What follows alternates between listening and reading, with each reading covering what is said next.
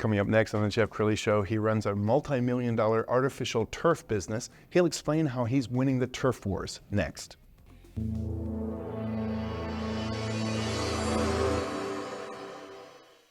Many are predicting that the worst is yet to come, which is unfortunate, said one person here.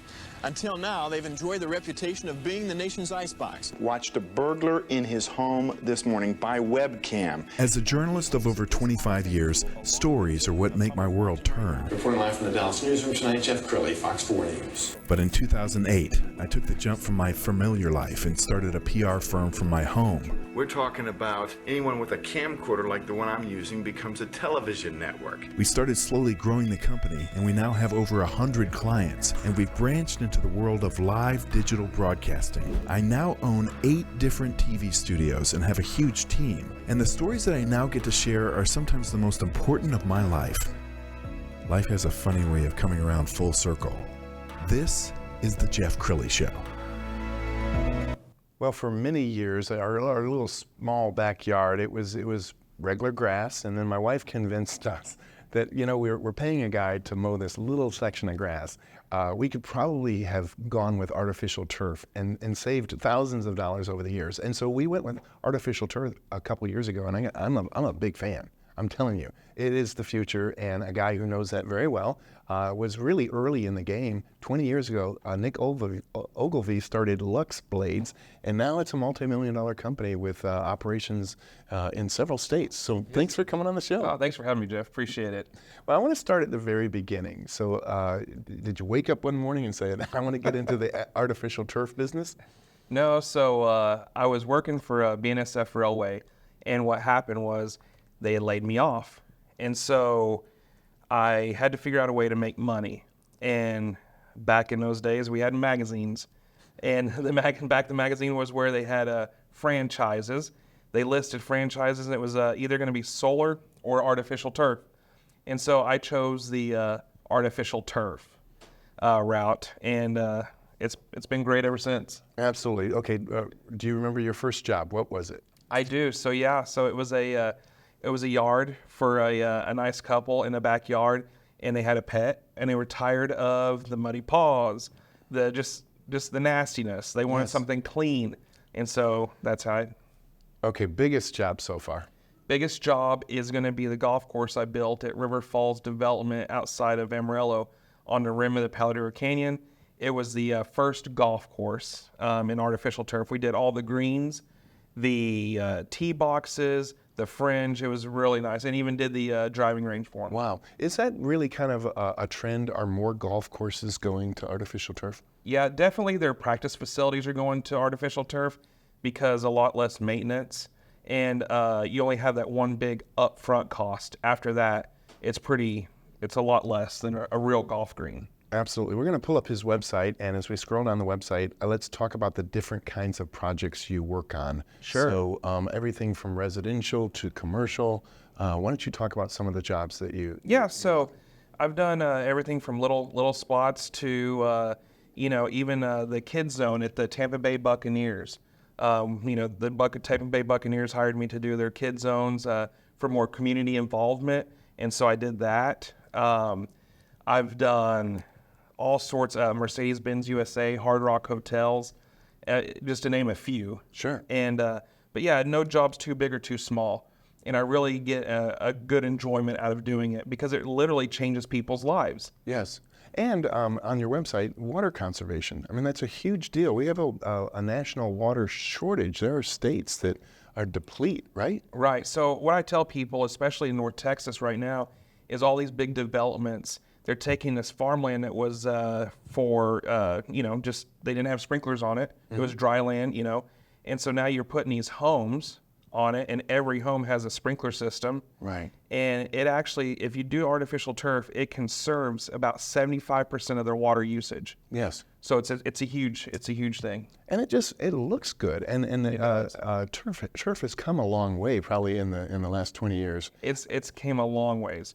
And so I brought a couple pieces of turf with me, and so they both look great up front. But here's the thing: it's the back that you need to be concerned with. So this black backing is stuff that's been around for a while, And this white one here, it actually drains at over 1,000 inches per hour, acts as a weed fabric, and it's the only turf that's 100% recyclable in the world. And so I'm really trying to get on the cutting edge of this artificial turf. Europe in 2030 has already mandated that all artificial turf and carpets have to be recyclable by 2030. So the U.S. is right after that. And so I'm trying to stay ahead of the game. And we've got a lot of, I'm kind of an innovator in the industry, and we got a lot of cool things that we're working on right now. Wow. And it's gotten so good. Like if you're driving by a home, your eye really can't detect is that artificial turf or not. Right, exactly. Yeah, and it's all different. There's different blade structures that they make now. So that's absolutely correct. Well, he literally wrote the book on artificial turf. We're going to show his book. Tell us, when did you write it, and what are some tidbits in the book? Yeah, so I wrote this book about 3 years ago, and basically it goes through, I was tired of the chucks in the truck installing artificial turf because they may not know exactly what to do. And so this book, really, anybody that wants to get into the artificial turf business or is thinking about getting artificial turf, I wrote the book for them because that way they know that it's going to be installed correctly. And that's my main thing is I want someone that goes over to your house, they say, wow, your yard looks beautiful. Who did it? You can recommend them. Right. I don't want them to go over to the yard, your place, oh, I don't know who did that, but I'm glad we didn't do it. So I'm always trying to, I don't look at it as competition. Right. I look at helping others succeed in the industry. Is it at the point where you're so good, you go over there and you say, this looks like real grass, and you have to feel it to see it's not? 100%. I actually, one of my last jobs I did with this turf here in Highland Park, I had people commenting on my page asking me, when did you turn to sod? And I said, I know, I still do artificial turf. So that's a testament of how good the turf is actually getting. And do you feel like you and your crews are somewhat artists because, you approach a new job, this is going to be their first experience with your company, like a great Tailor, really takes pride in excellence and making sure that this is something that's going to last for generations. Are you the same way? Yeah, absolutely. And it's funny that you mentioned the word Tailor, Jeff, because this turf is made by Tailor-made grass. Oh wow! So I mean, it's funny because it's exactly right. You're tailoring every yard to fit it. They're putting in a bush over here, or they want it to fit. Yeah, exactly. We're artisans of this.